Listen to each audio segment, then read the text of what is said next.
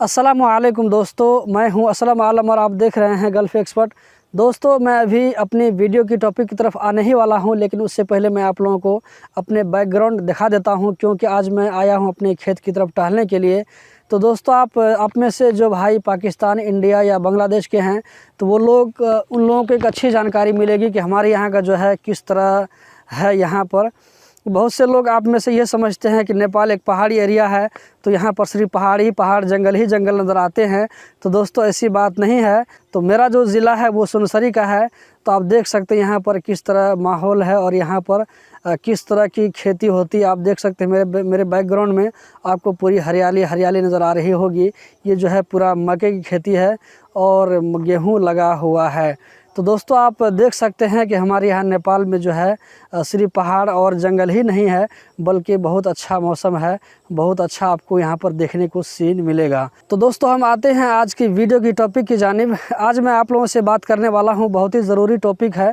तो इस वीडियो के साथ में आखिर तक ज़रूर बने रहिए।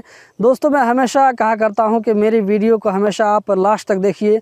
हर वीडियो में आपको कुछ न कुछ नया सीखने को मिलेगा, कुछ न कुछ आपको नई जानकारी मिलेगी। तो आज भी आपको एक नई जानकारी मिलने वाली है। इससे पहले वीडियो में बता चुका हूं कि दोस्तों, जब आप नकल केफ़ाला के लिए किसी कंपनी में ऑनलाइन पेपर डालते हैं, तो डालने के बाद में आपके पास में एक मैसेज आता है जिसमें ये लिखा होता है कि आपका पेपर जो है सक्सेसफुली सबमिट हो गया है। तो अब यहाँ पर कुछ लोग मिस्टेक क्या करते हैं कि सबमिट करने के बाद ही वो अपनी पुरानी कंपनी को छोड़ करके नई कंपनी में चले जाते हैं और यहाँ से बहुत सारा प्रॉब्लम क्रिएट होता है। जैसा कि आप ही में से किसी भाई ने जिनका नाम सुमन छेत्री, उन्होंने कमेंट में लिखा है। तो मैंने सोचा कि इसका कमेंट के ऊपर मैं एक वीडियो बना दूं, ताकि आप लोगों को भी इसके बारे में जानकारी मिल जाए थी कि वो उनके साथ में क्या प्रॉब्लम हुआ, वो किस परेशानी में फंस गए हैं।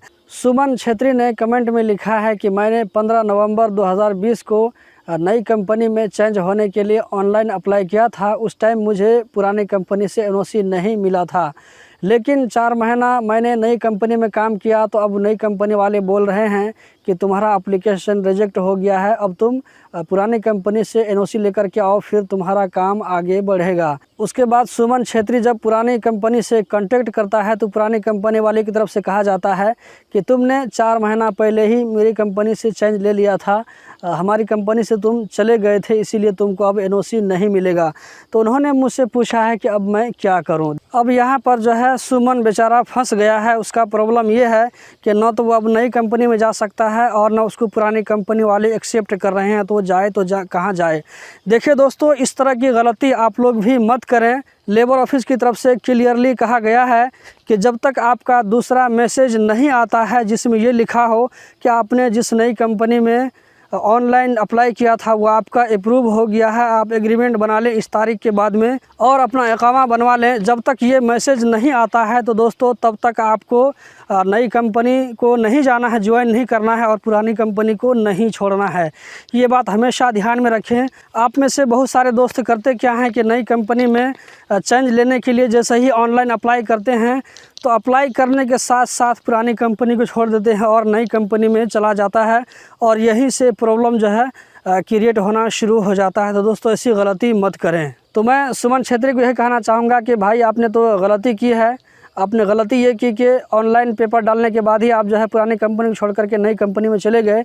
तो आप कैसे भी करके पुरानी कंपनी के साथ में मिल करके उसके साथ में आप काम कीजिए, या उसके साथ में अगर आप राज़ी हो जाते हैं वो लोग एनओसी देने के लिए, तो एनओसी के साथ फिर आप जो है फिर दूसरी कंपनी में कहीं भी जा सकते हैं और नई कंपनी वाले आपको नहीं रखेंगे, क्योंकि आप जो है अगर उसकी कंपनी में काम करते हैं और लेबर ऑफिस की तरफ से कभी भी अगर चेक इन आ जाता है तो आप इल्लीगल तस्वुर किए जाएंगे, इल्लीगल आप पकड़े जाएंगे और इससे आपको भी प्रॉब्लम होगा और नई कंपनी को भी प्रॉब्लम होगा। तो दोस्तों, ऐसा कभी भी मत करें कि पेपर डालने के बाद ही नई कंपनी में चले जाएं, पुरानी कंपनी को छोड़ दें। ऐसा बिल्कुल कभी भी मत करें। अगर पुरानी कंपनी वाले नहीं मान रहे हैं तो फिर आप लेबर ऑफिस का सहारा ले सकते हैं, वहीं जाकर के आप हेल्प लीजिए, फिर वहाँ से जो आपके बारे में फ़ैसला किया जाएगा वो आपको करना पड़ेगा।